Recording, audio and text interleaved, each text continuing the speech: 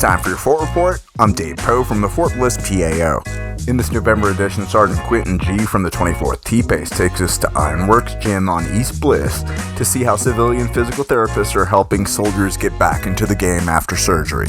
After that, I was at the Fort Bliss Retiree Appreciation Day breakfast and info fair at the Centennial Banquet and Conference Center, October 15th. That'll be followed by some good employment information, and we'll close with Sergeant G once again with help from soldiers from William Beaumont Army Medical Center. We're going to learn a bit about Army MOS 68 Foxtrot, a physical therapy specialist.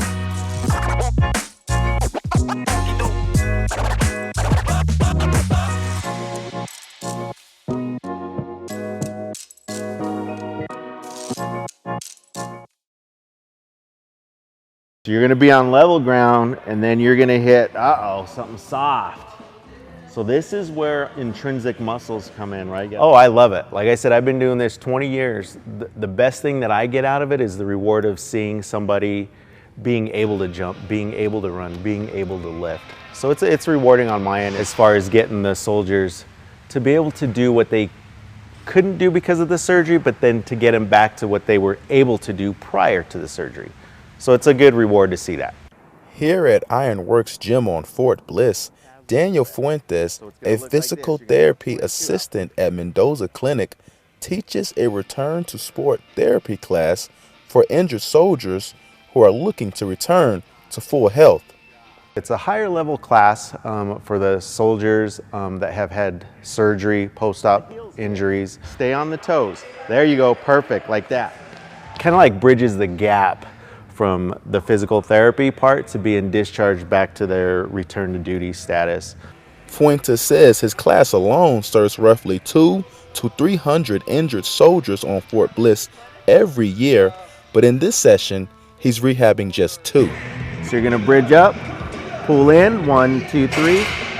Sergeant Jeremiah Stocker, a M1 Abrams tanker mechanic assigned to the 1st Armored Division, raves about being in the course 6 months removed from knee surgery. This program here is outstanding. Once I got through the first session, I was like, man, I really feel great. I know that I can push myself further next time. So the next session came and I did. I pushed myself even further, and that has just brought that mindset back to me that, I can do this. I can get back in and I can keep fighting.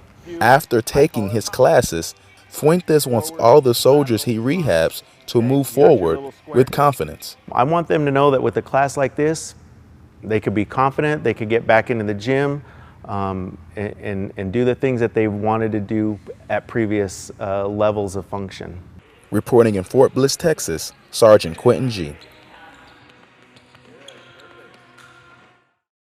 For the first time in 3 years due to COVID considerations, Team Bliss hosted Retiree Appreciation Day for 2022 at Fort Bliss, Texas, October 14th and 15th. The Fort Bliss Transition Assistance Program and our Retirement Services Office gathered teams from across the borderland for the 2-day event that featured things like a golf scramble, a Saturday ID card office opening for Retiree Appreciation Day guests only, with help from William Beaumont Army Medical Center, a flu shot and COVID booster drive, and as the centerpiece, as it always is, breakfast at the Centennial and a state of the hospital style presentation from WBAMC Commander Colonel Brett Venable. Venable kept the floor open for questions, and he stayed on with his Beaumont teammates to answer questions and meet retirees and their family members. Approximately 1 in 4 patients at WBAMC are retirees or their family members. The morning breakfast included an information fair where guests could learn more about on-post and off-post programs and services that focus on the livelihoods of the Fort Bliss retiree community. More than 40,000 veterans and their families call the borderland home.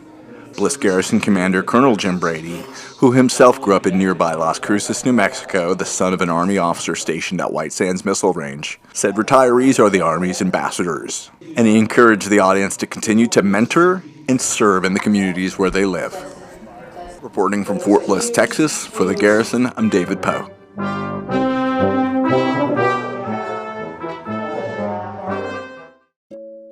Need help finding a job, changing careers, or getting the training you need to move ahead? Check out your local American Job Center. With locations across the country, American Job Centers offer a variety of free services for job seekers, whether you are entry-level or a seasoned professional. Most centers have a resource room with computers, printers, and phones. You can access online job banks, resume software, and other job search resources. You can learn about your local job market, work on your resume, apply for jobs, or complete other employment-related activities. Often, you can make an appointment to get personal assistance, to make a job search plan, finding training options, or learn about job openings. You can also find out if you qualify for special employment assistance for youth, veterans, persons with disabilities, or dislocated workers. Many centers offer free classes, job search workshops, and help to practice interviewing, set career goals, or get answers to questions or concerns you have about your career or job search. American Job Centers are also a great place to learn about other resources in your community. Some centers can help you find out how to apply for SNAP food benefits, emergency funds, Medicaid, childcare, and other types of assistance. Whatever your employment needs, make sure you tap into the free resources at your local American Job Center. In some states, centers may have a different name, but they offer similar services and are all sponsored by the U.S. Department of Labor in partnership with state and local government. Find your nearest American Job Center by visiting careeronestop.org/Job Center.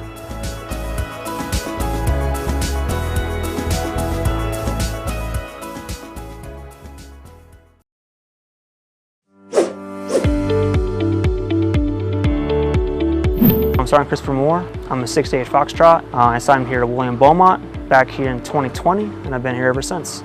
What goes in this MOS, a lot of anatomy, a lot of helping people out, making sure people know they're educated more about their injuries and they feel safe in their environments back at home, especially when they get a surgery or they have an injury to themselves. They feel confident about what's going on when they're rehabbing, and they can get back to being an active duty member in the Army again.